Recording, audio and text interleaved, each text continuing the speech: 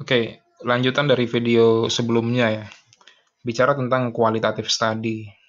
Qualitative study itu secara logika, menurut para ahli, harus lebih banyak fokus ke bagian finding dari penelitian-penelitian sebelumnya. Jadi kalau tadi kita sudah bahas tentang 3 jenis review fokus di dalam chapter 2, ada integratif, theoretical, dan methodological. Jadi kalau qualitative study itu harusnya 80% isi dari reviewnya itu integratif.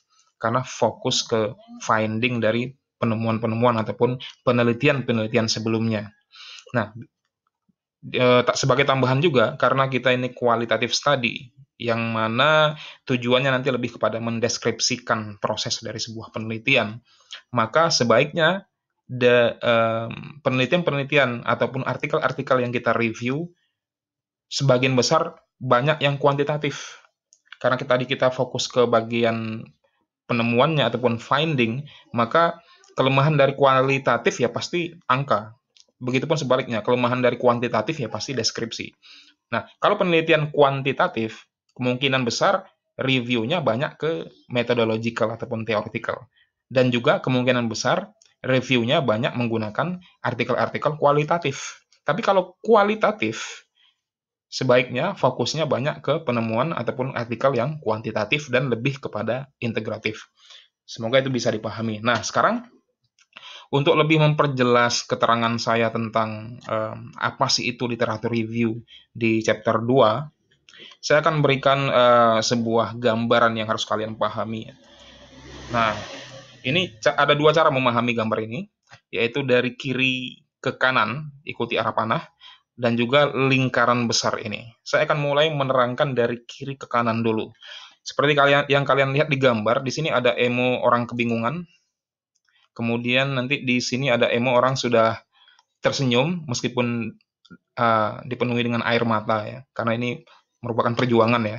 Jadi sebuah literatur review itu harusnya mulai dari yang general menuju ke spesifik. Nah, di sini ada beberapa panah, ada yang di atas, ada yang di bawah. Ini tidak harus berurutan sebenarnya, tapi semua ini harusnya terkandung di dalam literatur review. Saya mulai dari yang di atas dulu. Di dalam literatur review, kita ketika membaca artikel-artikel yang berhubungan dengan penelitian kita bisa isi diskusi tentang eh, persamaan dari 3 atau 4 artikel, apakah mereka setuju tentang topik yang kita teliti, atau perbedaan-perbedaan yang ditampilkan. Jadi nggak ada salahnya kalau kita menampilkan misalnya 5 artikel, 2 di antaranya itu bertentangan dengan 3 artikel yang lain. Itu nggak apa-apa, ya. Karena kebenaran yang murni itu hanya milik Tuhan ya. Nah, dalam penelitian bisa jadi orang pun berselisih paham tentang pemahaman mereka tentang sesuatu. Nah, ini bagus. Jadi selain mencari persamaan-persamaan atau artikel yang mendukung topik kita, ada lebih bagus lagi kalau kita mencari artikel yang tidak mendukung atau tidak setuju dengan topik yang kita teliti.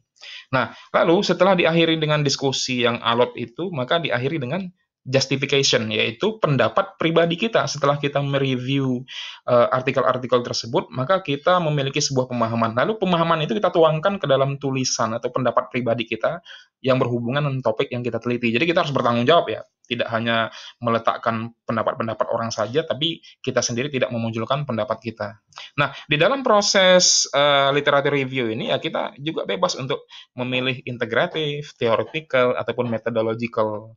Integratif itu mungkin kita fokus ke finding dari penelitian sebelumnya, theoretical kita fokus ke teori dari penelitian-penelitian sebelumnya, methodological kita fokus ke pendekatan, instrumen, sampel yang mereka gunakan dalam penelitian-penelitian yang sebelumnya.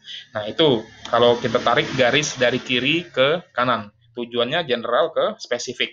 Nah, berhubung dengan emo yang bingung, di sini ada emo yang sudah tersenyum. Sebenarnya literatur review ini secara keseluruhan, kalau kita pahami, hikmahnya adalah kita melakukan overview dari studi yang kita teliti, dan kita juga sebenarnya sedang belajar ya. Jadi jangan dipikirkan sulitnya, tapi pikirkan hikmahnya. Kita dari artikel satu ke artikel lainnya semakin tidak paham, nanti tiba-tiba kita mendapatkan jawaban dari apa yang kita tidak paham itu. Ini adalah kesempatan belajar yang harus disyukuri ya. Jadi inilah kira-kira gambaran dari literatur review ya.